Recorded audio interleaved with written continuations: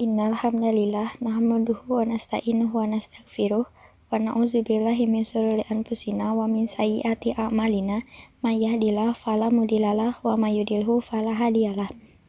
Asyhadu alla ilaha illallah wa asyhadu anna Muhammadar Rasulullah allazi la nabiyya ba'da amma ba'du. Alhamdulillah, pada kesempatan kali ini saya Nabila Salsabila akan sedikit menjelaskan tentang Sunan Kudus. Sunan Kudus lahir pada tanggal 9 September tahun 1400 Masehi di Al-Quds, Palestina, Kesultanan Utsmaniyah. Kemudian wafat pada tanggal 5 Mei 1550 Masehi di Kudus, Kerajaan Demak. Nama aslinya Ja'far As-Shadiq Azmat Khan. Ayahnya bernama Sunan Ngudung atau Raden Utsman Haji. Masa jabatan beliau pada tahun 1400 sampai 1500 Masehi. Sunan Kudus adalah keturunan ke-24 dari Nabi Muhammad. Sebagai seorang wali, Sunan Kudus memiliki peran yang besar dalam pemerintahan Kesultanan Demak, yaitu sebagai panglima perang, penasehat Sultan Demak, mursyid thariqah, dan hakim peradilan negara. Ia banyak berdakwah di kalangan kaum penguasa dan priai Jawa. Beliau terkenal dalam mengajarkan ilmu fikih, sehingga menjadi salah satu anggota Wali Songo yang terkenal sebagai wali ilmu. Tidak hanya itu, Sunan Kudus juga menjadi imam Syiah yang ke-6. Adapun metode dakwah Sunan Kudus yang pertama, mendekati masyarakat Hindu. Masyarakat Hindu sangat berpegang teguh pada kepercayaannya, sehingga metode ini sulit dilakukan.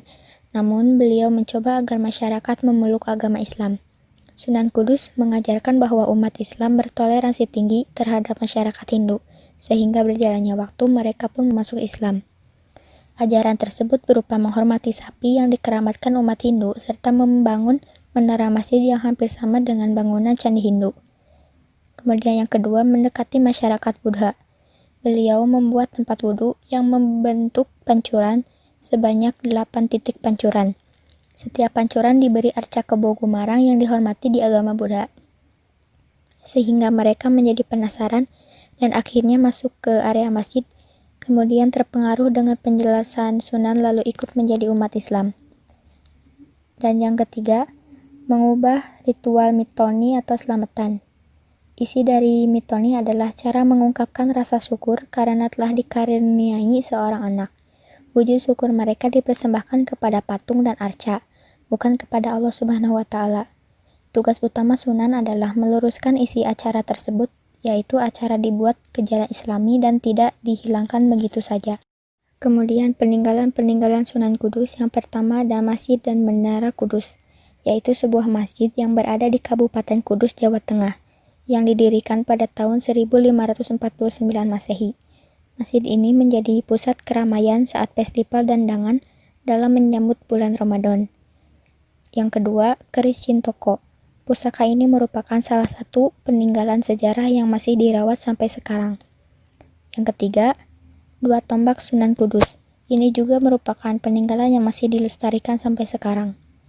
Dan yang keempat, tambang Asmaran Dana, yaitu salah satu peninggalan kesenian yang masih ditembangkan oleh beberapa masyarakat.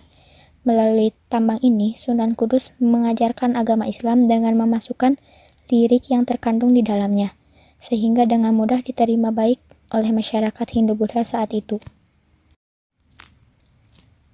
Kebesaran hati dan kesabaran Sunan Kudus tidak hanya dalam menyampaikan dakwahnya saja, namun juga meninggalkan sejarah yang pantas untuk dilestarikan.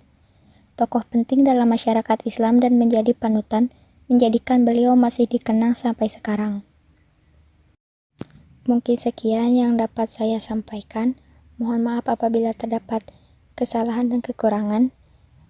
Ditutup saja dengan doa, Rabbana atina fid dunya hasanah wa fil akhirati hasanah wa qina adzabannar. Aqulu qouli hadza wa astaghfirullah li wa lakum. Wassalamualaikum warahmatullahi wabarakatuh.